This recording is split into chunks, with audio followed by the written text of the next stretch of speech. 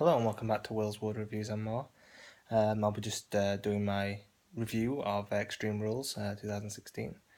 The WWE pay-per-view, just finished watching it, and I enjoyed it. I was happy with most of it, and you know, I have to say I wasn't really looking forward to it that much, but all in all, it was decent, good pay-per-view. Once again, I'm glad I didn't really stay up for it, but it was definitely worth a watch. So we'll just go through the results. We had a bit of a segment with the Dudley Boys and Big Cass, and I think that was mainly just to keep Big Cass, Enzo, Dudley Boys in people's frame of minds going forward. It was just basically the Dudleys mouthing off and Big Cass, clearing the ring. Baron Corbin defeated Dolph Ziggler in a no DQ match. That was a very quick match. Ziggler got low blowed by Corbin, and Corbin picked up the win. So it looks like there's still mileage in this feud going forward, which I suppose is good in one way because Corbin needs to get as much experience as he can, and Ziggler's the perfect guy for that. But also you'd be hoping for some fresher matchups going forward. The first match on the main card saw Luke Gallows and Carl Anderson defeat the Usos. I think that was a nailed on victory because I think everyone knew that Styles would fall short in the main event. It was decent. I really do like Gallows and Anderson. I think they're a great tag team. I really do think they need to turn the Usos heel though, because people just hate them. Not just because of their association with Reigns, but just because they're so white meat, and maybe turning them heel would be good.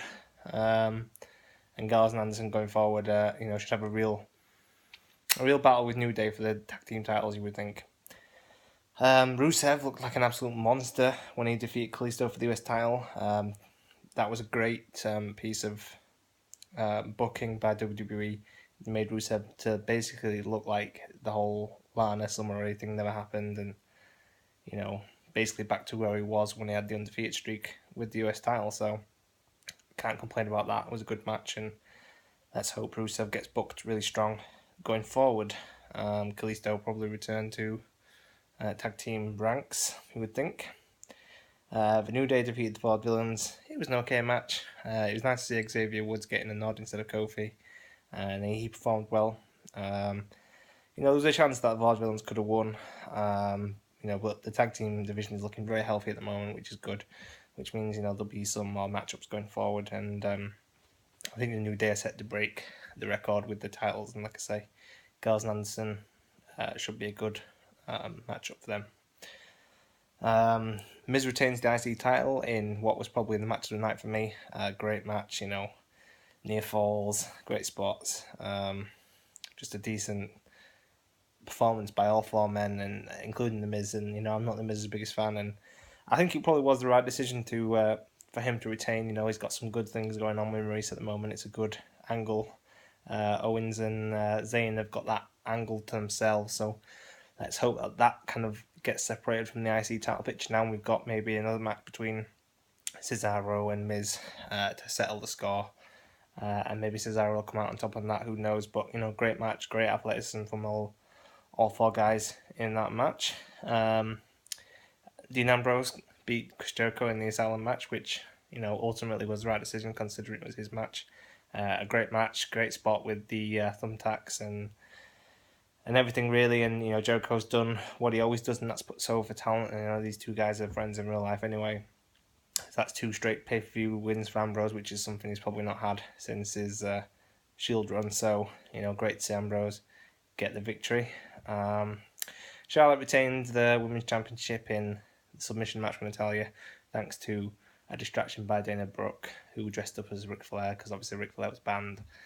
Yeah, we knew Natalya wasn't likely to win because, they're heading towards Sasha versus Charlotte. So what happens now, whether Dana was just inserted because, the storyline she was in with Emma obviously collapsed when Emma got injured. Who knows where they're going to go with this, whether it's a new stable, with Flair, Dana Brooke and Charlotte, who knows. And then main event, Roman Reigns versus AJ Styles. The club got involved, and the Usos got involved only after Reigns and Styles, played out a hell of a match. I don't think it was quite as good as the Fatal 4-Way, but it was still a very, very good match. And, Reigns deserves a lot of credit. He doesn't get enough credit for, how good of a wrestler he is. And obviously we all know how good Styles is. Some of them spots were great, for the tables and, the AJ Styles, his head banging off the ring, and, everything was just great. And, to be fair, the finish was great. The spear in midair to Styles after the forearm. I didn't see that coming, so unpredictable, great. Um, it was the ending everyone expected, really. And then, of course, we had Rollins returning, which was great. I'm a big Seth Rollins fan, my favourite wrestler on the roster. So happy to see him back, happy to see him fit. Love his new t-shirt. I'm not so keen on the fact that he's still using the pedigree. Obviously, we're not sure whether we can use the curve stomp, but I'll prefer anything else than the pedigree. And his new ring gear looks a bit iffy, but great to see him back. And obviously, I'm looking forward to seeing Raw and seeing what's going off. He's probably a bit of a tween at the moment. Because obviously people cheer him against Reigns. Whether he's meant to be a heel or not, who knows? But like I say, all in all, great pay-per-view. I enjoyed it. Looking forward to the next one. Money in the Bank, it's always one of my favourites, so we'll see what happens then. Until then, I'll see you later. Peace.